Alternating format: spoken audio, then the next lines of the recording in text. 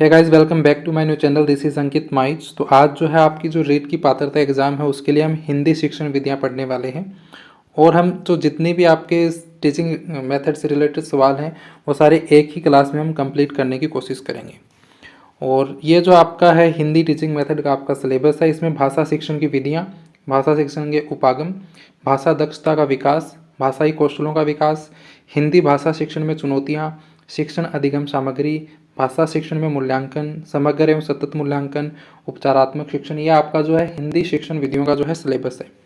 तो चलिए शुरू करते हैं आज की हमारी क्लास। और आज का हमारा जो पहला क्वेश्चन है वो है, प्राथमिक स्तर पर भाषा सिखाने की सर्वश्रेष्ठ विधि कौन सी है। और एक बात और ध्यान रख लेना कि जब भी आप टीचिंग मेथड के सवाल करो तो कोशिश करना कि जो बच्चे को बाहरी आप वातावरण से जोड़ पाओ, या कोई ऐसा आंसर देना जिसमें बच्चे को प्रैक्टिकली नॉलेज हो। ऐसा कोई ऑप्शन हो जिसमें बच्चे को पाठ्य पुस्तक आधारित ज्ञान हो या उसको किताबी कीड़ा बनाने की कोशिश की जा रही हो, तो उस ऑप्शन को अवॉइड करना है, वो ऑप्शन आपका गलत होगा।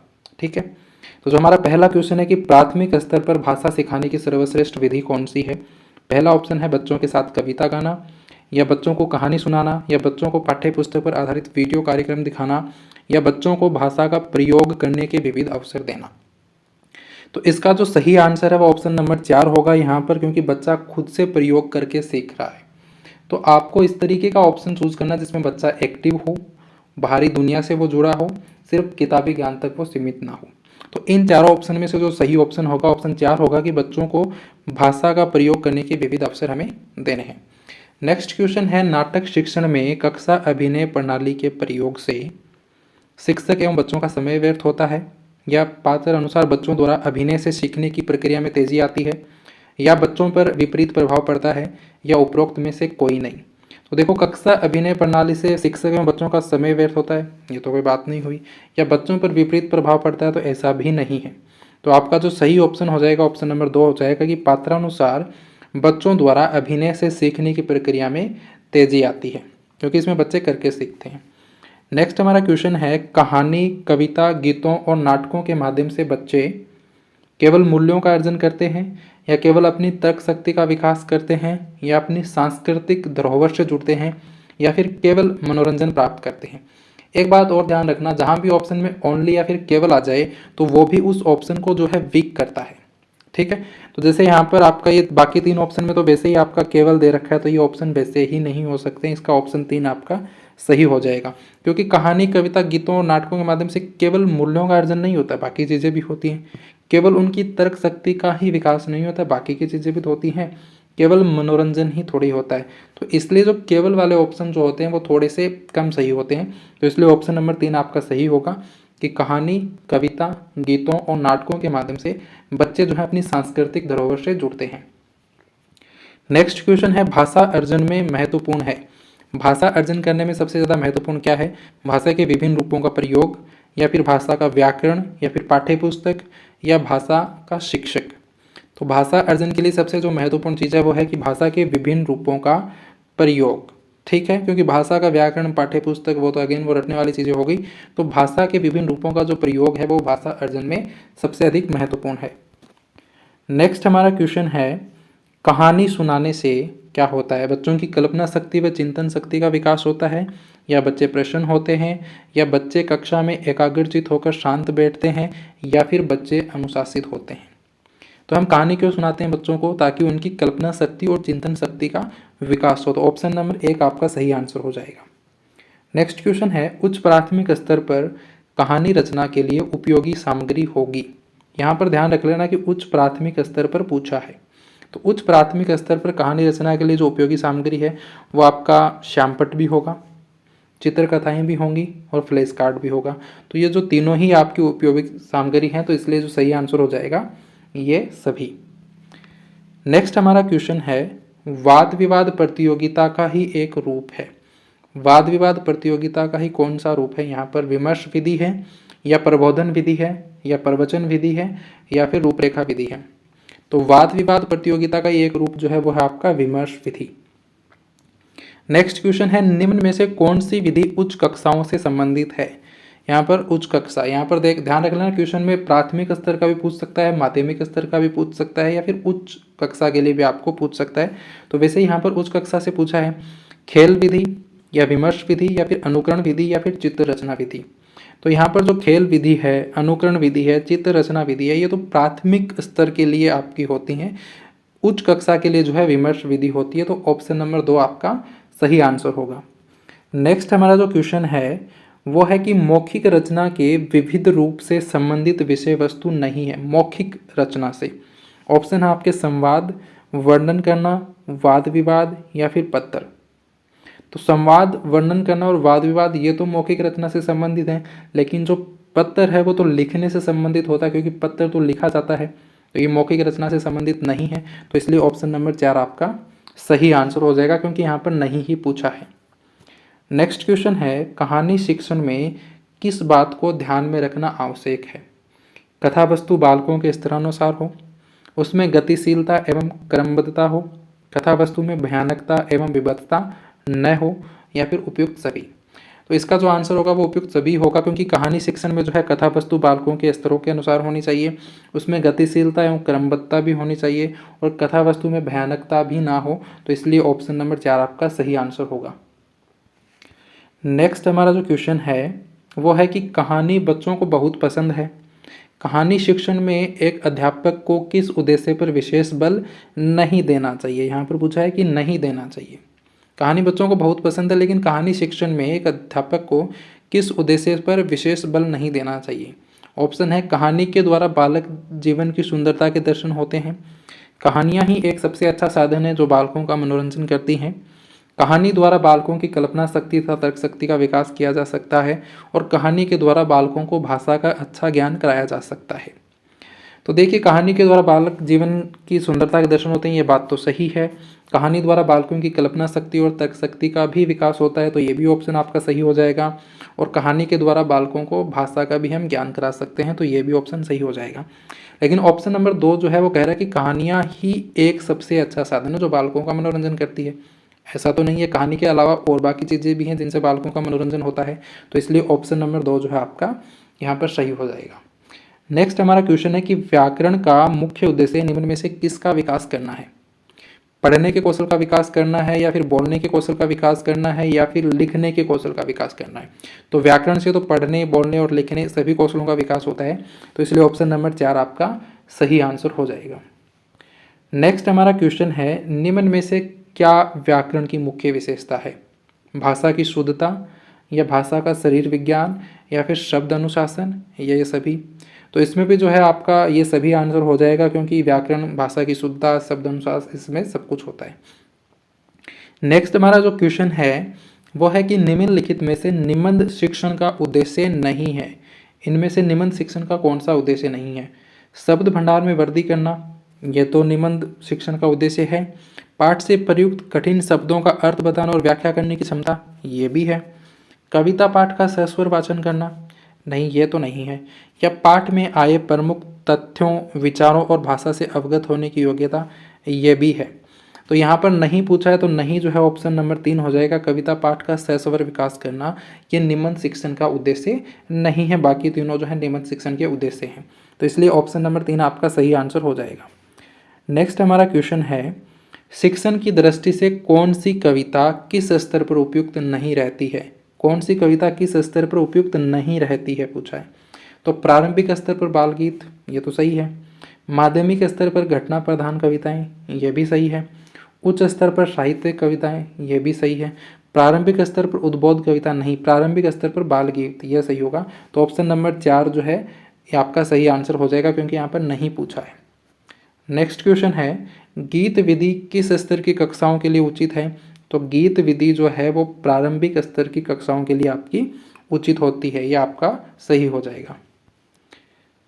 नेक्स्ट हमारा क्वेश्चन है कि नियम से उदाहरण की ओर किस विधि में जाना पड़ता है? आगमन विधि, निगमन विधि, या फिर पाठ्य पुस्तक विधि? तो आपको पता होगा आपके सिलेबस में 2 मोस्ट इंपॉर्टेंट विधियां हैं, एक तो आगमन विधि है और एक निगमन विधि है। तो निगमन विधि में क्या होता है? निगमन विधि में हम नियम से उदाहरण की ओर जाते हैं, और आगमन विधि में उदाहरण से नियम की ओर जाते हैं। इसको याद करने का भी एक तरीका है, नी से निगमन और नी से नियम। तो निगमन में नियम से उदाहरण, और आगमन में इस मिलते जुलते हैं, तो उदाहरण से नियम। तो यहाँ पर नियम से उदाहरण की ओर पूछा है, तो ऑप्शन नंबर 2 आपका सही हो जाएगा, निगमन विधि। नेक्स्ट हमारा क्वेश्चन है उदाहरणों की व्याख्या तथा उनके प्रयोग के आधार पर व्याकरण के नियमों का ज्ञान कराया जाता है, किस विधि में होता है। यहाँ पर पूछा है उदाहरणों की व्याख्या तथा उनके प्रयोग के आधार पर हमें नियम, यानी कि उदाहरण से हम नियम की ओर जा रहे हैं, तो उदाहरण से नियम की ओर हम जाते हैं आगमन विधि में, तो ऑप्शन नंबर 1 आपका सही आंसर हो जाएगा। नेक्स्ट हमारा क्वेश्चन है कि निम्न में रचना शिक्षण की विधियां हैं। रचना शिक्षण की कौन सी विधियां हैं? खेल विधि है, या फिर उद्बोधन विधि है, या फिर रूपरेखा विधि है, या फिर उपरोक्त सभी। तो ये सभी जो है आपकी रचना शिक्षण की विधियां हैं, खेल, उद्बोधन और रूपरेखा, ये सभी जो हैं रचना शिक्षण की ही विधियां। तो ऑप्शन नंबर 4 आपका सही आंसर हो जाएगा। नेक्स्ट हमारा क्वेश्चन है कि रंगमंच अभिनय विधि है, गद्य की है, पद्य की है, नाटक की है, या फिर व्याकरण की है। तो ये तो आपको पता ही होगा कि जो रंगमंच अभिनय है वो नाटक की एक विधि है। नेक्स्ट हमारा क्वेश्चन है भाषा सीखने सिखाने के संबंध में निम्नलिखित में से कौन सा कथन सही है। बच्चे स्कूल आकर ही भाषा सीखते हैं? नहीं, ऐसा तो नहीं है, बच्चे स्कूल आने से पहले ही भाषा सीख जाते हैं। बच्चे अपने परिवार से ही भाषा सीखते हैं, बच्चे स्कूल में मानक भाषा का ही प्रयोग करते हैं, या बच्चे स्कूल आने से पूर्व ही भाषाई पूंजी से लैस होते हैं। तो ऑप्शन नंबर 4 आपका सही आंसर होगा कि बच्चे स्कूल आने से पहले ही भाषाई पूंजी से जो है लैस होते हैं। वो स्कूल आने से पूर्व अपने परिवार से, अपने आसपास के वातावरण से वो वहाँ से भाषा जो है सीख लेते हैं। नेक्स्ट हमारा जो क्वेश्चन है कि पाठ के अंत में अभ्यास और गतिविधियां देने का उद्देश्य क्या है। या आपने देखा होगा अपनी पाठ्य पुस्तक में कि पाठ के अंत में कुछ जो है क्वेश्चन दिए होते हैं, तो उनका देने का उद्देश्य क्या है। बच्चों को अभिव्यक्ति के अवसर देना, या बच्चों को व्यस्त रखने हेतु गतिविधियां बनाना, या बच्चों को याद करने हेतु सामग्री उपलब्ध कराना, या फिर गृह कार्य की सामग्री जुटाना। तो देखो, बच्चों को व्यस्त रखने के लिए तो ऐसा कोई काम नहीं करते भाई, अगर जो क्वेश्चन है वो व्यस्त रखने के तो नहीं दिए हुए हैं। बच्चों को याद करने तो सामग्री जुटाना ये भी नहीं हो सकता, गृह कार्य की सामग्री जुटाना ये भी नहीं हो सकता। तो इसका जो सही आंसर होगा वो होगा ऑप्शन नंबर 1 कि बच्चों को अभिव्यक्ति के अवसर देना, क्योंकि वो क्वेश्चन बच्चा खुद से सॉल्व करेगा, तो इसलिए जो है इसका सही आंसर हो जाएगा ऑप्शन नंबर 1। नेक्स्ट हमारा जो क्वेश्चन है वो है कि भाषा के संबंध में उपचारात्मक शिक्षण का उद्देश्य है। भाषा प्रयोग संबंधी कठिनाइयों की पहचान तथा उनका निदान, या बच्चों को व्यस्त रखना, ऐसा तो कुछ नहीं होगा। बच्चों को श्रेणीवार विभक्त करना, ये भी नहीं होगा। बच्चों की त्रुटियों की केवल सूची बनाना, ये भी नहीं होगा। ऑप्शन नंबर आपका 1 सही हो जाएगा। भाषा प्रयोग संबंधी कठिनाइयों की पहचान तथा उनका निदान, ये उपचारात्मक शिक्षण का उद्देश्य है। पहले पहचान करना, फिर उनका निदान करना। नेक्स्ट हमारा क्वेश्चन है प्रमुख भाषाई कौशल के अंतर्गत इनमें से एक नहीं है। तो आपको पता होगा कि जो आपके भाषाई कौशल है वो 4 भाषाई कौशल है, सुनना, बोलना, लिखना और पढ़ना। तो सुनना भी है, बोलना भी है, लिखना भी है, पढ़ना भी है, लेकिन हंसना जो है आपका भाषाई कौशल नहीं है। तो ऑप्शन आपका ये सही हो जाएगा। नेक्स्ट हमारा क्वेश्चन है प्राथमिक स्तर पर भाषा अध्ययन में मुख्य तत्व होगा। प्राथमिक स्तर पर कौन सा होगा? व्याकरण का उपयोग, शब्द भंडार अभिवृद्धि, साहित्यिक समझ, या उच्चारण की स्पष्टता। तो यहाँ पर प्राथमिक स्तर पर भाषा अध्ययन की बात कर रहा है, तो व्याकरण वाला, शब्द भंडार और साहित्यिक समझ ये प्राथमिक स्तर पर नहीं होते हैं बच्चे में। प्राथमिक स्तर पर आपको उच्चारण की स्पष्टता का ध्यान रखना होता है। तो ऑप्शन नंबर 4 आपका सही आंसर होगा। नेक्स्ट हमारा क्वेश्चन है कि बच्चों की मौखिक भाषा का सतत आकलन करने का सबसे बेहतर तरीका कौन सा है? शब्द पढ़वाना, प्रश्नों के उत्तर पूछना, विभिन्न संदर्भों में बातचीत करना, या सुने हुए को दोहराने के लिए कहना। तो मौखिक भाषा का आकलन, ये तो शब्द पढ़वाना, प्रश्नों के उत्तर पूछना, सुने हुए को दोहराने के लिए कहना, ये तो रटने वाली बात हो गई। इसका जो सही आंसर वो होगा आपका विभिन्न संदर्भों में बातचीत करना, क्योंकि मौखिक भाषा का सतत आकलन करने का जो सबसे बेहतर तरीका है वो है विभिन्न संदर्भों में बातचीत करना। तभी मौखिक भाषा का हमें पता लग पाएगा जब हम उससे बातचीत करेंगे। नेक्स्ट हमारा क्वेश्चन है भाषा कक्षा में विभिन्न दृश्य श्रव्य साधनों के उपयोग का उद्देश्य नहीं है। यहाँ पर नहीं है पूछा है, किसका? दृश्य श्रव्य। दृश्य श्रव्य मतलब ऐसे साधन जिनको हम देख भी सकते हैं और सुन भी सकते हैं, जैसे कि टीवी है आपका, उसको हम देख भी सकते हैं और सुन भी सकते हैं। तो ऐसे साधनों के उपयोग का उद्देश्य नहीं है। पहला ऑप्शन है आधुनिक तकनीक को कक्षा में लाना, ये तो दृश्य श्रव्य साधनों का उपयोग का उद्देश्य है। सभी प्रकार के बच्चों की आवश्यकताओं का ध्यान में रखना, ये भी है। सीखने सिखाने की प्रक्रिया को रुचिकर बनाना, ये भी है। विद्यालय प्रमुख के निर्देशों का पालन करना, नहीं, यह नहीं होगा। दृश्य सर्वे साधनों का उपयोग इसलिए नहीं कर रहे हो कि विद्यालय प्रमुख के निर्देश हम उसका पालन कर रहे हैं, नहीं, यह आपका इसका उद्देश्य नहीं होगा। नेक्स्ट हमारा क्वेश्चन है, प्राथमिक स्तर पर भाषा सिखाने से तात्पर्य है भाषा वैज्ञानिक तथ्य स्पष्ट करना, या भाषा का व्याकरण सिखाना, या उच्च स्तरीय साहित्य पढ़ाना, या फिर भाषा का प्रयोग सिखाना। तो यहाँ पर आपको ध्यान रखना है कि वो प्राथमिक स्तर की बात कर रहा है, तो प्राथमिक स्तर पर आप यहाँ पर वैज्ञानिक तथ्य नहीं बता सकते हो, ना ही व्याकरण सिखा सकते हो, और उच्च स्तरीय साहित्य भाई प्राथमिक स्तर पर आप कहाँ से पढ़ा दोगे। प्राथमिक स्तर पर तो आपको भाषा का प्रयोग सिखाना है, तो ऑप्शन नंबर 4 जो है वो आपका सही आंसर होगा। नेक्स्ट हमारा जो क्वेश्चन है वो है, प्राथमिक स्तर पर भाषा शिक्षण की प्राथमिकता होनी चाहिए केवल बोलकर पढ़ने की क्षमता विकसित करना, या कविता और कहानी के द्वारा केवल श्रवण कौशल का विकास करना, या बच्चों की रचनात्मकता और मौलिकता को पोषित करना, या फिर बच्चों की चित्रांकन क्षमता का विकास करना। क्वेश्चन क्या है कि प्राथमिक स्तर पर भाषा शिक्षण की प्राथमिकता होनी चाहिए, तो प्राथमिक स्तर पर हमारी जो है इनमें से कौन सी प्राथमिकता होनी चाहिए। केवल बोलकर पढ़ने की क्षमता का विकसित करना नहीं, केवल बोलकर पढ़ना तो नहीं होगा। कविता और कहानी के द्वारा केवल श्रवण कौशल, बाकी के कौशल कहाँ जाएंगे, तो ये भी आपका नहीं होगा, ये भी आपका नहीं होगा। बच्चों की रचनात्मकता और मौलिकता को पोषित करना, यस, भाषा शिक्षण की जो प्राथमिकता हमारी क्या होनी चाहिए कि बच्चों की रचनात्मकता और मौलिकता को पोषित करना, तो ऑप्शन नंबर 3 जो है हमारा करेक्ट आंसर होगा। नेक्स्ट हमारा क्वेश्चन है कि भाषा की जो पाठ्य पुस्तकें हैं वो क्या हैं। भाषा सीखने की एकमात्र संस्थान है, या फिर अभ्यास पर ही होनी चाहिए, या फिर साधन है, या फिर सादे हैं।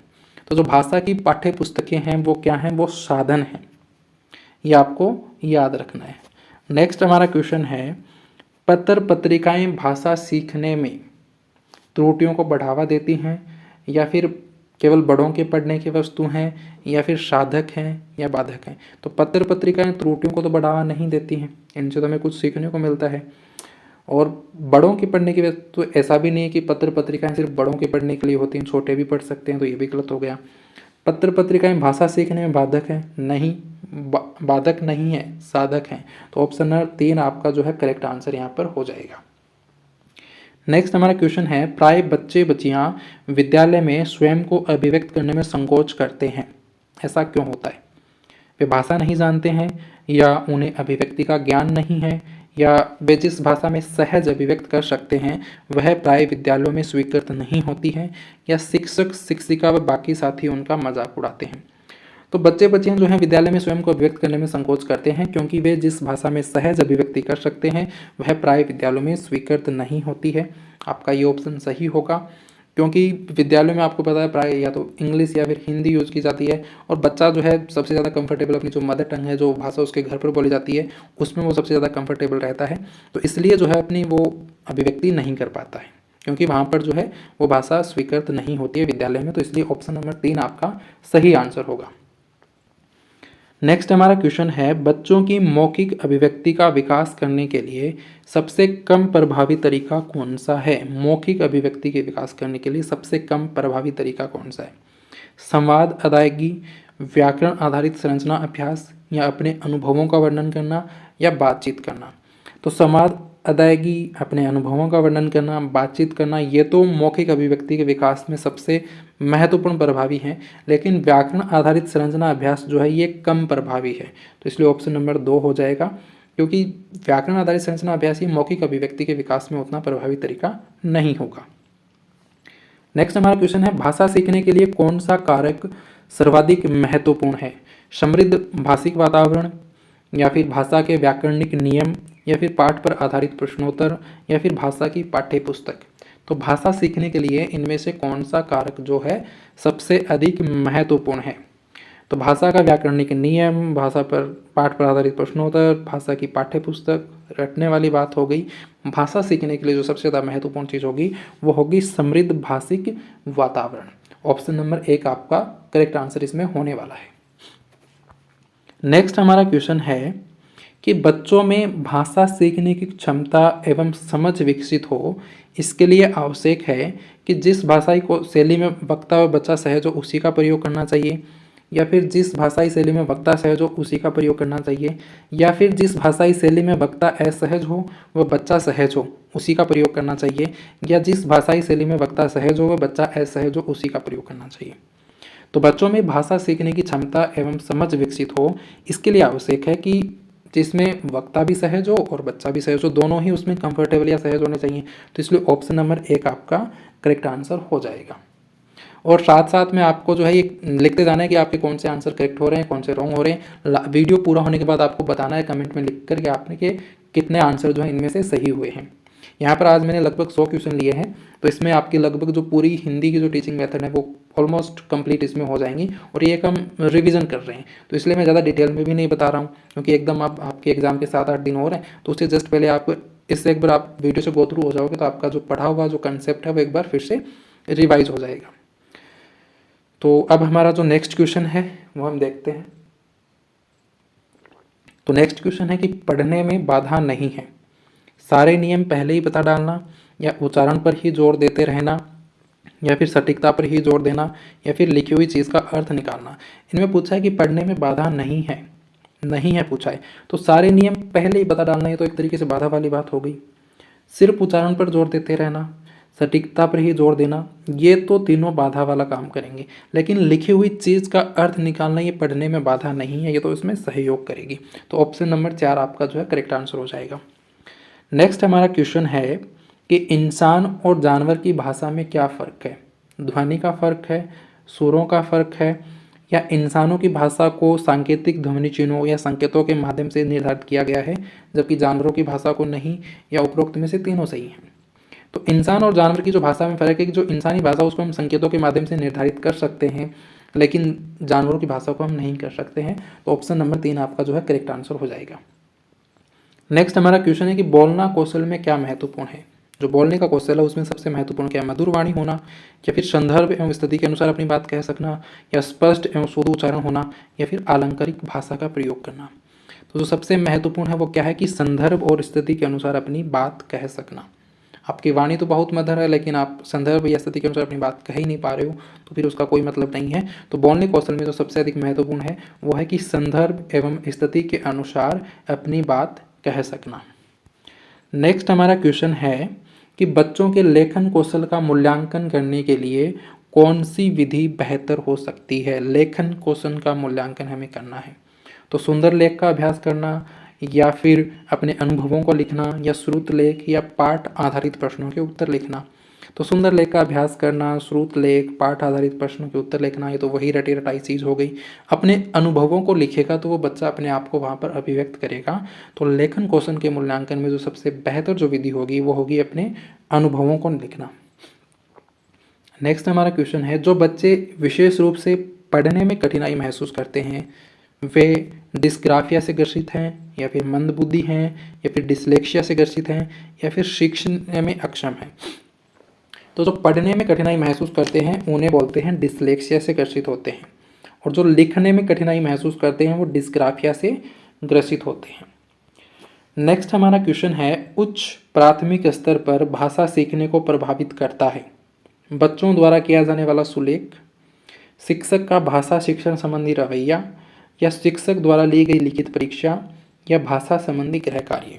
तो उच्च प्राथमिक स्तर पर भाषा सीखने को प्रभावित कौन करेगा, शिक्षक का भाषा शिक्षण संबंधी रवैया। ऑप्शन नंबर 2 आपका जो है सही आंसर होगा। नेक्स्ट हमारा क्वेश्चन है, उच्च प्राथमिक स्तर पर हिंदी भाषा शिक्षण के लिए क्या अपेक्षित नहीं है। हिंदी भाषा शिक्षण के लिए क्या अपेक्षित नहीं है, स्वाध्यायशीलता का विकास, सुनकर शब्द से दोहराने की क्षमता का विकास, भाषा प्रयोग की क्षमता का विकास, या फिर चिंतनशीलता का विकास। तो अपेक्षित कौन सा नहीं है, सुनकर शब्द से दोहराने की क्षमता का विकास हमें नहीं करना है, हमें स्वाध्यायशीलता का विकास करना है, भाषा प्रयोग की क्षमता का विकास करना है, चिंतनशीलता का विकास करना है, लेकिन सुनकर दोहराने की क्षमता का विकास नहीं। तो ऑप्शन नंबर 2 आपका जो है करेक्ट आंसर हो जाएगा। नेक्स्ट हमारा जो क्वेश्चन है वो है, उच्च प्राथमिक स्तर पर बच्चों की मौखिक अभिव्यक्ति का सतत आकलन करने के लिए सर्वाधिक उचित तरीका क्या है। उच्च प्राथमिक स्तर पर बच्चों की मौखिक अभिव्यक्ति का जो सतत आकलन है उसके लिए सर्वाधिक उचित तरीका क्या है, प्रश्न पूछना, परिचर्चा करना, प्रतिक्रिया व्यक्त करना। तो इनमें जो है तीनों ही आपके ऑप्शन जो है सही है, प्रश्न पूछना भी, परिचर्चा भी और प्रतिक्रिया व्यक्त करना भी। ये जो तीनों ही ऑप्शन सही है, तो ये ऑप्शन नंबर 4 आपका सही हो जाएगा, ऑल ऑफ दिस। नेक्स्ट हमारा क्वेश्चन है, प्राथमिक स्तर पर समझकर पढ़ने के संदर्भ में सर्वाधिक महत्वपूर्ण है। तीव्र गति से पढ़ जाना, बोल बोल कर शुद्ध उच्चारण के साथ पढ़ना, या फिर लिखित सामग्री में शब्दों की पहचान करना, या किसी लिखित सामग्री का निहित अर्थ समझना। तो उच्च प्राथमिक स्तर पर समझकर पढ़ने के संदर्भ में तो सबसे इम्पोर्टेंट क्या है कि जो लिखा हुआ है हमें उसका अर्थ भी पता होना चाहिए। तो इसलिए ऑप्शन नंबर 4 जो है सही आंसर हो जाएगा कि किसी लिखित सामग्री का निहितार्थ समझना।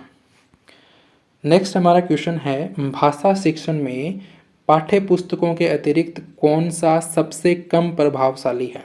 पाठ्य पुस्तकों के अतिरिक्त कौन सा सबसे कम प्रभावशाली? प्रश्नों के उत्तर लिखना, परिचर्चा करना, संवाद अदायगी करना, या घटना वर्णन करना। तो आपको पता है ना कि भाषा शिक्षण में पाठ्य पुस्तक उतनी इंपॉर्टेंट नहीं होती हैं और प्रश्नों के उत्तर लिखना भी उतना जो है इंपॉर्टेंट नहीं होता है। भाषा शिक्षण में इंपॉर्टेंट होता है परिचर्चा करना, संवाद अदायगी, घटना वर्णन करना, ये सब जो है भाषा शिक्षण में इंपॉर्टेंट होते हैं। ठीक है, नेक्स्ट हमारा क्वेश्चन है, लेखन क्षमता का विकास करने के संदर्भ में आपके लिए सबसे अधिक महत्वपूर्ण है। लेखन क्षमता का विकास करने के लिए सबसे अधिक महत्वपूर्ण क्या है? सुंदर लेखन का अभ्यास, या मानक वर्तनी का प्रयोग, या फिर सुनी पढ़ी और समझी हुई बातों की स्वाभाविक लिखित अभिव्यक्ति, या दिए हुए बिंदुओं और निर्देशों के आधार पर निबंध लिखना। तो लेखन क्षमता के विकास में कौन सा महत्वपूर्ण है? सुनी हुई, पढ़ी हुई और समझी हुई बातों को स्वाभाविक लिखित अभिव्यक्त करना जो है ये आपका इसमें करेक्ट आंसर हो जाएगा।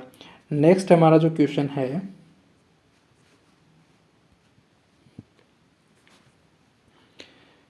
तो जो हमारा नेक्स्ट क्वेश्चन है कि कविता शिक्षण के संदर्भ में आप किस बिंदु को सर्वाधिक महत्व देते हैं। कविता का एक निश्चित अर्थ होता है, या कविता के एक से अधिक अर्थ हो सकते हैं, या कविता में सामाजिक परिस्थितियों की झलक नहीं होती है, या कविता में राजनीतिक परिस्थितियों की झलक नहीं होती है। तो इसका जो करेक्ट आंसर है वो आपको बताना है। तो कविता में सामाजिक परिस्थितियों की झलक नहीं होती, ऐसा तो नहीं है। कविता में तो सामाजिक परिस्थितियों की झलक होती है, और कविता में राजनीतिक परिस्थितियों की भी झलक होती है, और कविता का एक निश्चित अर्थ होता तो ऐसा भी नहीं है। कविता के जो है एक से अधिक अर्थ हो सकते हैं। तो ऑप्शन नंबर 2 जो आपका करेक्ट आंसर हो जाएगा। नेक्स्ट हमारा क्वेश्चन है कि मधुमक्खियाँ नृत्य द्वारा संप्रेषण करती हैं, वह कौन सा संप्रेषण है? श्रव्य है, दृश्य है, दृश्य श्रव्य है, या कोई नहीं है? तो जो नृत्य है वो हम उसको देखते हैं, ना कि सुनते हैं।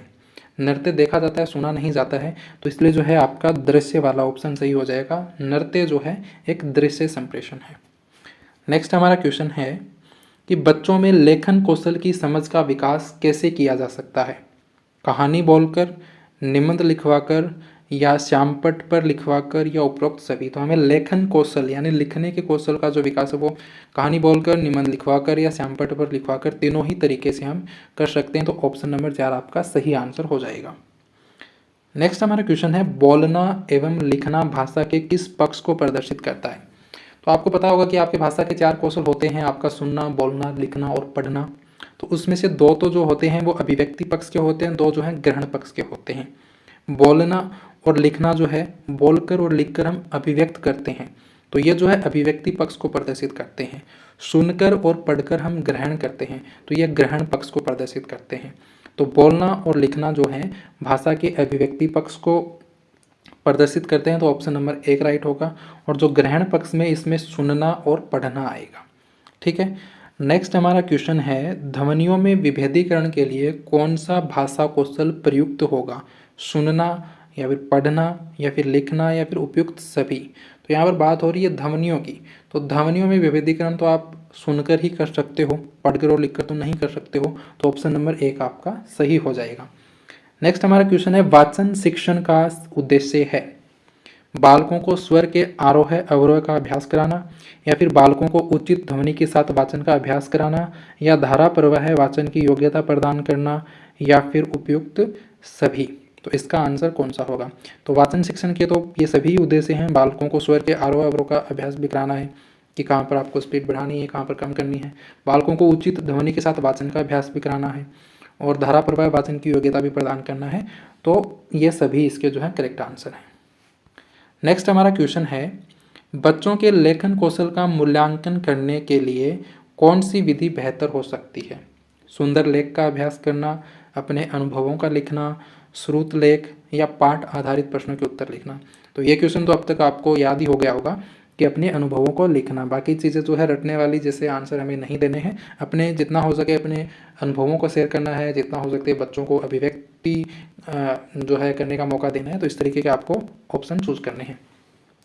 नेक्स्ट हमारा क्वेश्चन है, हिंदी शिक्षण को प्रभावशाली बनाने का साधन है पाठ्यपुस्तक या ब्लैक बोर्ड या मानचित्र या फिर उपयुक्त सभी। तो हिंदी शिक्षण को प्रभावशाली बनाने वाले ये सभी जो हैं साधन है, पाठ्यपुस्तक भी है, ब्लैक बोर्ड भी है और मानचित्र भी है। नेक्स्ट हमारा जो क्वेश्चन है कि निम्न में से क्या ग्रहात्मक कौशल है। ये मैंने अभी आपको बताया था कि 4 कौशल होते हैं, उसमें 2 अभिव्यक्त करने के होते हैं, 2 ग्रहण करने के होते हैं। तो सुनना, लिखना, बोलना या फिर सभी। तो ग्रहण हम किससे करते हैं? सुनकर। तो ऑप्शन नंबर 1 आपका सही हो जाएगा। लिखकर और बोलकर हम अभिव्यक्त करते हैं। ठीक है। नेक्स्ट हमारा क्वेश्चन है, हिंदी भाषा शिक्षण में पढ़ने तथा लिखने के कौशल में विकास करने हेतु शिक्षण शुरू होना चाहिए। पढ़ने और लिखने के कौशल में विकास करने के लिए आपको जो शिक्षण है वो किससे शुरू करना है? अक्षरों से करना है, शब्दों से करना है, वाक्यों से करना है या फिर सभी से करना है? तो इसका जो आंसर हो जाएगा ऑप्शन नंबर 4 हो जाएगा कि उपरोक्त सभी, क्योंकि अक्सर शब्द और वाक्य सभी से हमें जो है शिक्षण का विकास होता है। नेक्स्ट हमारा क्वेश्चन है, भाषा संप्रेषण का माध्यम है, समाज में किसी भी भाषा के मौखिक रूप का महत्व सर्वाधिक होता है। निम्नलिखित में से कौन भाषा की मौखिक अभिव्यक्ति के बारे में सम्मिलित नहीं है? मौखिक अभिव्यक्ति के प्रकारों में सम्मिलित इनमें से कौन सा नहीं है? कहानी लेखन या वार्तालाप या फिर वाद विवाद या फिर कहानी कथन। तो मौखिक अभिव्यक्तियों की बात हो रही है, तो कहानी लिखना तो एक लेखन अभिव्यक्ति हो गई ना, मौखिक अभिव्यक्ति नहीं है। तो इसलिए ऑप्शन नंबर 1 आपका सही आंसर हो जाएगा, क्योंकि वार्तालाप, वाद विवाद और कहानी कहना ये तो मौखिक अभिव्यक्ति है, लेकिन कहानी लेखन जो है वो लेखन अभिव्यक्ति है, ना कि मौखिक अभिव्यक्ति। नेक्स्ट हमारा जो क्वेश्चन है कि छात्रों में लेखन कौशल के विकास हेतु भाषा शिक्षण में उपयुक्त उपाय। छात्रों में लेखन कौशल के विकास के लिए भाषा शिक्षण में कौन सा उपयुक्त उपाय है? छात्रों के अपने स्थान पर बैठने का उपयुक्त ढंग, छात्रों के द्वारा कलम पकड़ने का तरीका, छात्रों द्वारा अक्षरों को सुराल बनाने की तकनीक, उपरोक्त सभी। तो इसका भी जो आंसर है ऑप्शन नंबर 4 हो जाएगा। ये सभी चीज़ें जो हैं मैटर करती हैं आपके लेखन कौशल में। ठीक है। नेक्स्ट हमारा जो क्वेश्चन है वो है, छात्रों में लेखन कौशल का विकास करते समय एक शिक्षक को ध्यान रखना चाहिए। छात्रों में लेखन कौशल का विकास करते समय शिक्षक को किन बातों का ध्यान रखना चाहिए? शिक्षक छात्रों के समक्ष स्वयं भी उपयुक्त लेखन प्रस्तुत करें, ये बात तो बिल्कुल सही है। लेखन कौशल का विकास करने से पूर्व शिक्षक को वर्णमाला का अभ्यास कराना चाहिए, ये भी ठीक है। छात्रों को कलम पकड़ने में कोई परेशानी ना हो, ये भी ठीक है। तो इस तरीके से जो इसका आंसर है वो उपरोक्त सभी हो जाएगा। नेक्स्ट हमारा जो क्वेश्चन है कि निम्न में से क्या भाषा कौशल की विशेषता है? भाषा कौशल का विकास प्रशिक्षण तथा अभ्यास द्वारा किया जाता है। भाषा कौशल संप्रेषण का प्रमुख साधन है। भाषा कौशल के माध्यम से शाब्दिक अंतः प्रक्रिया होती है। तो भाषा कौशल की तो ये सभी विशेषता हैं, क्योंकि भाषा कौशल का विकास प्रशिक्षण और अभ्यास द्वारा ही होता है। भाषा संप्रेषण का प्रमुख साधन है, भाषा कौशल के माध्यम से शाब्दिक अंतःक्रिया भी होती है। तो ये सभी इसके जो है करेक्ट आंसर हो जाएंगे। नेक्स्ट हमारा जो क्वेश्चन है कि ग्रहात्मक कौशलों में शामिल है, तो ये मैंने आपको बता दिया है ऑलरेडी। ग्रहण करने में हमारा क्या आता है? सुनना और पढ़ना। तो ऑप्शन नंबर 3 आपका जो है करेक्ट आंसर हो जाएगा। और बोलना और लिखना जो है ये अभिव्यक्ति कौशल में आ जाएगा। नेक्स्ट हमारा क्वेश्चन है, निम्न में से क्या एक शिक्षण सहायक सामग्री दृश्य सामग्री नहीं है? दृश्य सामग्री मतलब जिसको हम देख सकें। तो श्यामपट्ट तो दृश्य सामग्री है, रेखा चित्र भी दृश्य सामग्री है, मूक चित्र भी दृश्य सामग्री है, लेकिन जो रेडियो है वो आपका क्या है? ये सर्वे सामग्री है। रेडियो हम सुनते हैं ना कि देखते हैं। तो यहाँ पर दृश्य सामग्री नहीं है, तो जो रेडियो है वो आपका दृश्य सामग्री नहीं है, ये एक सर्वे सामग्री है। नेक्स्ट हमारा क्वेश्चन है, विविध कक्षा कक्षाओं में छात्रों में वर्तनी अशुद्धि हेतु उपयुक्त उपाय हैं। जो वर्तनी अशुद्धि है उसके लिए क्या उपाय कर सकते हो? उपचारात्मक या निरोधात्मक या फिर दोनों? तो वर्तनी अशुद्धियों को रोकने के लिए आप उपचारात्मक और निरोधात्मक दोनों ही उपाय कर सकते हो। तो इसलिए जो ऑप्शन नंबर 3 आपका सही आंसर हो जाएगा। नेक्स्ट जो क्वेश्चन है कि आपकी कक्षा में कुछ बच्चों का हस्तलेख जो है बहुत गंदा है, यानी कि जो हैंड राइटिंग है वो बहुत गंदी है। तो आप बच्चों की जो हैंड राइटिंग सुधारने के लिए क्या उपाय करेंगे? अनुलेख करवाएंगे, प्रतिलेख करवाएंगे या फिर सुलेख प्रतियोगिता करवाएंगे या फिर उपरोक्त सभी। अनुलेख का मतलब होता है कि किसी चीज़ को देख कर लिखना, और सुलेख मतलब सुंदर लेखन। तो ऐसी अगर प्रतियोगिता कराओगे तो उससे बच्चे की जो हैंड राइटिंग है उसमें सुधार होगी। तो उपरोक्त सभी जो है आपका आंसर हो जाएगा। नेक्स्ट हमारा क्वेश्चन है, हिंदी भाषा के मौखिक व्यवहार में शब्दों के शुद्ध उच्चारण जो है निर्भर करते हैं। हिंदी भाषा के मौखिक व्यवहार में जो शब्दों के शुद्ध उच्चारण वो किस पर निर्भर करते हैं? बोलने में बल पर, बोलने के सुर पर, बोलने के अनुतान पर, या सभी पर। तो जो हमारा जो मौखिक जो शब्द उच्चारण है वो बल पर, बोलने के बल पर भी, बोलने के सुर पर भी और बोलने के अनुतान पर भी, इन तीनों पर ही निर्भर करता है। तो इसलिए जो करेक्ट आंसर हो जाएगा इन सभी पर। नेक्स्ट हमारा क्वेश्चन है, एक अध्यापक के लिए मौखिक पठन कराना आवश्यक है। इससे लिखित भाषा संबंधी त्रुटियां दूर होती हैं, इससे मौखिक भाषा संबंधी त्रुटियां दूर होती हैं, या फिर दोनों ही तरह की त्रुटियां दूर होती हैं, या फिर इसका कोई भी लाभ नहीं है। तो मौखिक पठन कराने से क्या होता है?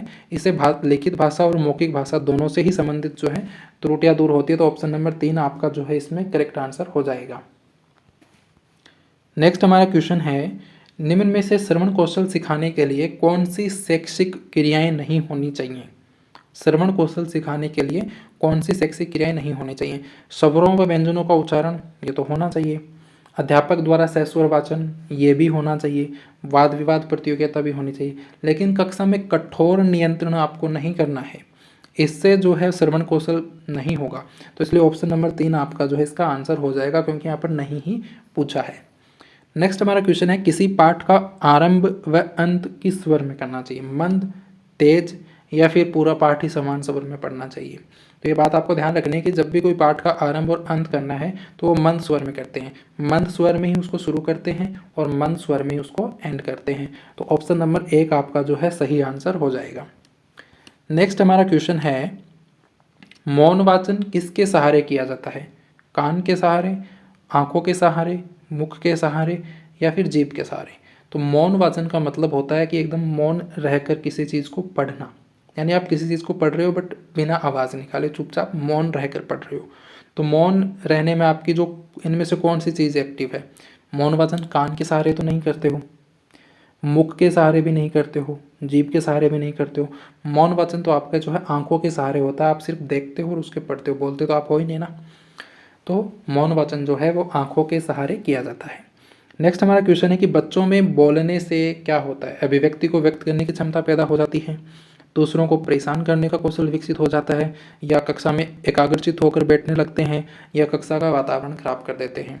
तो जब बच्चे बोलेंगे तो उनसे क्या है कि अभिव्यक्ति को व्यक्त करने की क्षमता वहाँ पर पैदा होगी। तो ऑप्शन नंबर 1 आपका जो है सही आंसर होगा। नेक्स्ट हमारा जो क्वेश्चन है कि बोलने के माध्यम से बच्चों में क्या होता है? भाषा परवाह कुशल नहीं हो पाता है, या ज्ञान को अभिव्यक्त करने की क्षमता का विकास रुक जाता है, या फिर झिझक समाप्त हो जाती है, या फिर उपरोक्त सभी। तो बोलने के माध्यम से भाषा परवाह कुशल हो जाता है, नहीं हो पाता, ये तो गलत हो गया, ये तो अपोजिट स्टेटमेंट हो गया। नेक्स्ट है कि ज्ञान को अभिव्यक्त करने की क्षमता का विकास रुक जाता है, रुक नहीं जाता है, विकास होता है, तो ये भी गलत हो गया। झिझक समाप्त हो जाती है, ये बिल्कुल सही है। बोलने से क्या है, बच्चे के अंदर जो झिझक है वो समाप्त हो जाती है। नेक्स्ट क्वेश्चन है, एक शिक्षक को भाषा पढ़ाते समय निम्न में से किस माध्यम का प्रयोग सर्वप्रथम करना चाहिए? तो भाषा जब पढ़ा रहे हो तो सबसे पहले किस माध्यम का प्रयोग करना चाहिए? पाठ्य पुस्तक का, सामान्य बोलचाल का, या श्यामपट्ट का, या प्रश्न पूछने का? तो सबसे पहले तो आपको जो है सामान्य बोलचाल का ही प्रयोग करना है। पाठ्य पुस्तक, श्यामपट्ट वगैरह बाद में इनका यूज़ करना है। तो इसका जो करेक्ट आंसर हो जाएगा ऑप्शन नंबर 2 सामान्य बोलचाल। नेक्स्ट हमारा जो क्वेश्चन है कि निम्न में मौखिक अभिव्यक्ति रचना शिक्षण का उद्देश्य है। इनमें से मौखिक अभिव्यक्ति रचना शिक्षण का कौन सा उद्देश्य है? विचारों को प्रकट करने की योग्यता का विकास करना, उचित स्तर बलाघात का ध्यान रखते हुए अभिव्यक्ति का विकास करना, भावों व विचारों को अभिव्यक्त करने की क्षमता का विकास करना, और उपरोक्त सभी। तो ये जो सभी हैं आपकी मौखिक अभिव्यक्ति रचना शिक्षण के ही उद्देश्य हैं। विचारों को प्रकट करने की योग्यता का विकास भी होता है, उचित स्वर बलाघात का ध्यान भी हमें रखना होता है, भावों और विचारों को अभिव्यक्त करने की क्षमता भी होती है। तो उपरोक्त सभी आपका इसका जो है आंसर हो जाएगा। नेक्स्ट हमारा क्वेश्चन है कि सर्वे दृश्य साधन है। सर्वे मतलब सुनना, दृश्य मतलब देखना। तो ऐसे इनमें से कौन सा साधन है जिसे हम सुन भी सकते हैं और देख भी सकते हैं? चलचित्र है, या फिर चित्र विस्तारक है, या फिर चित्र है, या फिर रेखा चित्र है? तो चित्र विस्तारक सिर्फ देखने का है। चित्र विस्तारक क्या है? ये वस्तुओं को बड़ा करके दिखाता है। चित्र भी सिर्फ देखने का है, सुनने का नहीं है। रेखा चित्र भी सिर्फ देखने का है, सुनने का नहीं है। लेकिन जो चल चित्र है उसको हम देख भी सकते हैं और सुन भी सकते हैं। तो ऑप्शन नंबर 1 आपका सही हो जाएगा। नेक्स्ट हमारा क्वेश्चन है, बुलेटिन बोर्ड है। बुलेटिन बोर्ड जो है वो किस तरह की सामग्री है? दृश्य सामग्री है, सर्वे सामग्री है, दृश्य सर्वे सामग्री है, या फिर कोमल सामग्री है? तो बुलेटिन बोर्ड को भी हम सिर्फ देख सकते हैं, तो ये आपका जो है दृश्य सामग्री होगा। नेक्स्ट हमारा क्वेश्चन है, लिखाई का कार्य पढ़ाई के पूर्व से शुरू होना चाहिए क्योंकि लिखाई पढ़ाई की अपेक्षा सरल है। लेखन शिक्षण के संदर्भ में यह मत किसने व्यक्त किया? तो आपने भाषा के कौशल पढ़े होंगे। 4 भाषा के कौशल होते हैं, सुनना, बोलना, पढ़ना और लिखना। और इनका एक क्रम होता है, सबसे पहले सुनना, फिर बोलना, फिर पढ़ना, फिर लिखना। लेकिन जो मारिया मोंटेसरी है उन्होंने कहा कि इनका जो क्रम है ऐसा नहीं होना चाहिए। उन्होंने इसका क्रम दिया था सुनना, बोलना और लिखना और फिर पढ़ना। उन्होंने लिखाई को पहले किया था और पढ़ाई को बाद में। तो ये जो कथन है ये श्रीमती मोंटेसरी ने दिया था। नेक्स्ट हमारा जो क्वेश्चन है, लिखित सामग्री को मन ही मन बिना आवाज़ किए चुपचाप पढ़ना क्या कहलाता है? तो जब किसी लिखी हुई चीज़ को आप मन ही मन पढ़ रहे हो बिना आवाज़ किए तो उसको बोलते हैं मौन वाचन। ऑप्शन नंबर 3 आपका सही आंसर हो जाएगा। नेक्स्ट क्वेश्चन है, पढ़ने की प्रक्रिया में सर्वाधिक महत्वपूर्ण क्या है? अर्थ, गति, प्रवाह या फिर अक्षर ज्ञान? तो पढ़ने की प्रक्रिया में जो है सर्वाधिक महत्वपूर्ण है अर्थ। अगर आप बिना उसका अर्थ जाने अगर पढ़े जा रहे हो तो फिर उसका कोई मतलब नहीं है। नेक्स्ट हमारा क्वेश्चन है, भाषा में आकलन की प्रक्रिया है, पाठ के अंत में दिए अभ्यासों के माध्यम से होती है, सीखने सिखाने के दौरान भी चलती है, केवल बच्चों का निष्पादन जानने के लिए होती है, या केवल शिक्षक का निष्पादन जानने के लिए होती है? इसका आंसर जल्दी से कमेंट करके बताइए। तो जो भाषा में आकलन की प्रक्रिया है ये सीखने सिखाने के दौरान भी चलती है। तो ऑप्शन नंबर 2 आपका सही आंसर हो जाएगा। नेक्स्ट क्वेश्चन है, बच्चों की भाषा का आकलन करने के लिए सबसे उचित तरीका क्या है? बच्चों की लिखित परीक्षा लेना, या बच्चों के भाषा प्रयोग का अवलोकन करना, या बच्चों से किताब पढ़वाना, या बच्चों से परियोजना कार्य करवाना? तो बच्चों की भाषा का आकलन करने का जो सबसे उचित तरीका है वो क्या है कि बच्चों के भाषा प्रयोग का अवलोकन करवाना। नेक्स्ट क्वेश्चन है, इनमें से प्राथमिक स्तर पर भाषा आकलन का सर्वाधिक उचित तरीका है? प्राथमिक स्तर पर भाषा आकलन का जो बेस्ट तरीका है वो कौन सा है? किसी पाठ की 5 पंक्तियाँ पढ़वाना, या बच्चों को चित्र वर्णन और प्रश्न पूछने के अवसर देना, या बच्चों से पत्र लिखवाना, या बच्चों से प्रश्न उत्तर लिखवाना? तो भाषा आकलन का जो बेस्ट तरीका है वो है कि बच्चों को चित्र वर्णन और प्रश्न पूछने के अवसर देना। ऑप्शन नंबर 2 आपका सही आंसर होगा। नेक्स्ट हमारा क्वेश्चन है कि कौन सा प्रश्न बच्चों की भाषा क्षमता का सही आकलन करेगा? आपके 4 ऑप्शन है कि लड़की ने किसके दाम नहीं बताए, या लड़की टोकरी में क्या बेच रही थी, या यदि तुम आम बेचोगे तो उसके कितने दाम लोगे और क्यों लोगे, और आजकल आम का दाम कितना है? तो भाषा क्षमता का सही आकलन देखो, लड़की ने किसके दाम नहीं बताए तो एक वन वर्ड इसका आंसर होगा। तो इसमें भाषा क्षमता का आकलन नहीं हो सकता। टोकरी में क्या बेच रही थी इसका भी वन वर्ड आंसर ही होगा। आजकल आम का दाम क्या है वो भी। लेकिन यहाँ पर क्यों पूछ लिया, तो यहाँ पर जो है आपकी भाषा क्षमता का सही आकलन होगा। तो ऑप्शन नंबर 3 जो है आपका सही आंसर होगा। नेक्स्ट हमारा क्वेश्चन है कि बच्चों की भाषा संबंधी क्रमिक प्रगति का लेखा जोखा रखना संभव है? तो बच्चों की भाषा संबंधी क्रमिक प्रगति का जो लेखा जोखा है वो कहाँ पर रखा जाता है? वो रखा जाता है पोर्टफोलियो में। तो ऑप्शन नंबर 1 आपका करेक्ट आंसर होगा। नेक्स्ट क्वेश्चन है, बच्चों की भाषा के आकलन का सर्वाधिक प्रभावी तरीका कौन सा है? प्रश्नों के उत्तर देना, प्रश्न पूछना और पढ़ी गई सामग्री पर प्रतिक्रिया व्यक्त करना, श्रुत लेख, या फिर लिखित परीक्षा? तो बच्चों की भाषा आकलन का जो सर्वाधिक प्रभावी तरीका है प्रश्न पूछना और पढ़ी गई सामग्री पर प्रतिक्रिया व्यक्त करना। ऑप्शन नंबर 2 आपका करेक्ट आंसर होगा। नेक्स्ट क्वेश्चन है, हिंदी भाषा का मूल्यांकन करते समय आप सबसे ज़्यादा किसे महत्व देंगे? व्याकरणिक नियम को, सीखने की क्षमता का आकलन, काव्य सौंदर्य, या निबंध लिखने की योग्यता? तो मूल्यांकन में तो आपको सीखने की क्षमता का आकलन, इसको ही आप सबसे ज़्यादा महत्व दोगे। नेक्स्ट क्वेश्चन है, भाषाई ज्ञान का मूल्यांकन होता है मात्र लिखित परीक्षा के माध्यम से, या ओनली मौखिक परीक्षा के माध्यम से, या फिर लिखित और मौखिक परीक्षा दोनों के माध्यम से? तो भाषाई ज्ञान का जो मूल्यांकन है वो लिखित और मौखिक दोनों परीक्षाओं के माध्यम से ही किया जा सकता है। नेक्स्ट हमारा क्वेश्चन है, बच्चे की भाषाई क्षमता के आकलन का सही तरीका क्या है? बच्चे का व्यक्तिगत आकलन, बच्चे का सामूहिक आकलन, बच्चे द्वारा स्व आकलन या पेपर पेंसिल आकलन। तो बच्चे की भाषाई क्षमता के आकलन का सही तरीका नहीं है पूछा है। तो बच्चे के व्यक्तिगत आकलन ये तो सही तरीका है, बच्चे का सामूहिक आकलन भी सही है, बच्चे द्वारा स्व आकलन भी सही है, लेकिन पेपर पेंसिल जो आकलन है वो सही नहीं है। तो ऑप्शन नंबर 4 आपका जो है करेक्ट आंसर इसमें हो जाएगा। तो इसमें जो है पेपर पेंसिल आकलन जो है इसका तरीका नहीं होगा। नेक्स्ट हमारा क्वेश्चन है, उपचारात्मक शिक्षण की सफलता निर्भर करती है किस पर? उपचारात्मक शिक्षण की सामग्री पर, भाषिक नियमों के ज्ञान पर, समय व अवधि पर या समस्याओं के कारणों की सही पहचान पर। तो उपचारात्मक शिक्षण की जो सफलता है वो समस्याओं के कारणों की सही पहचान पर निर्भर करती है। नेक्स्ट हमारा क्वेश्चन है, हिंदी भाषा के प्रश्न पत्र में आप किस सवाल को सबसे बेहतर मानते हैं? संज्ञा की परिभाषा बताइए, या लाल बहादुर शास्त्री के बचपन का नाम क्या था, या बाबा भारती क्यों उदास थे, या अगर आप बाबा भारती की जगह होते तो क्या करते? तो इनमें से कौन सा सवाल जो है बेहतर है? तो इसका जो सही आंसर होगा ऑप्शन नंबर 4 होगा, क्योंकि यहाँ पर है कि आप उनकी जगह होते तो क्या करते। तो यहाँ पर बच्चे को खुद को अभिव्यक्त करने का मौका मिल रहा है, वहाँ पर अपने विचार लिखेगा, तो इसलिए जो है यह सबसे बेहतर क्वेश्चन है।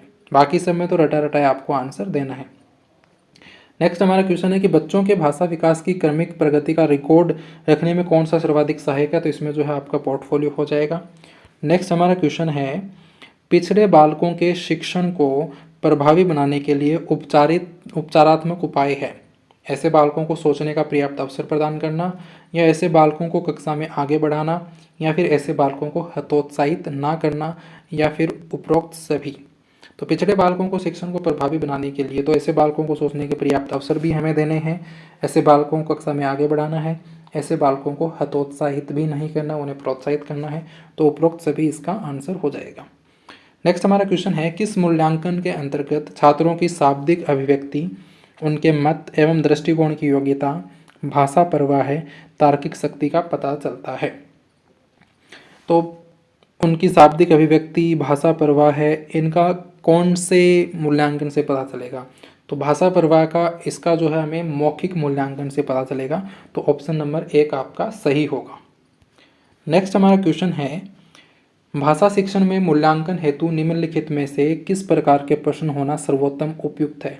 केवल निबंधात्मक प्रश्न, या लघु स्तरीय प्रश्न, या वस्तुनिष्ठ यानी कि ऑब्जेक्टिव क्वेश्चन, या फिर तीनों का समन्वित रूप? तो भाषा शिक्षण के मूल्यांकन में जो है इन तीनों का समन्वित रूप होना चाहिए। वहाँ पर वस्तुनिष्ठ भी होने चाहिए, लघु स्तरीय भी होने चाहिए, और निबंधात्मक प्रश्न भी होने चाहिए। नेक्स्ट हमारा क्वेश्चन है कि बच्चों में भाषा प्रवाह तथा तार्किक शक्ति का मूल्यांकन करने हेतु उपयुक्त है लिखित परीक्षा, मौखिक वार्तालाप, व्यक्तित्व परीक्षण, या फिर इनमें से कोई नहीं? तो बच्चों में भाषा प्रवाह का अगर आपको मूल्यांकन करना है तो मौखिक वार्तालाप के द्वारा ही आप उसका पता लगा सकते हो। नेक्स्ट हमारा क्वेश्चन है, बच्चों में बोलने के कौशल का मूल्यांकन करने के लिए निम्न में से कौन सी विधि उपयुक्त हो सकती है? बच्चों के बीच परिचर्चा करवाई जाए, ये तो ठीक है। बच्चों का एक एक कर कक्षा में किसी पाठ्य पुस्तक पर भाषण करवाया जाए, या शिक्षक स्वयं बच्चों से वार्तालाप करे, तो ये भी सही है और ये भी सही है। तो इसका जो आंसर हो जाएगा उपयुक्त सभी हो जाएगा। नेक्स्ट हमारा क्वेश्चन है, उपचारात्मक शिक्षण का तत्कालिक लक्ष्य है छात्र की अधिगम समस्या तथा कठिनाई को हल करना, या छात्र को समस्या एवं कठिनाई के लिए सांत्वना देना? नहीं भाई, सांत्वना नहीं देना है, कठिनाई को हल करना है। या छात्र की अधिगम समस्या तथा कठिनाई को बढ़ाना नहीं है, हल करना है।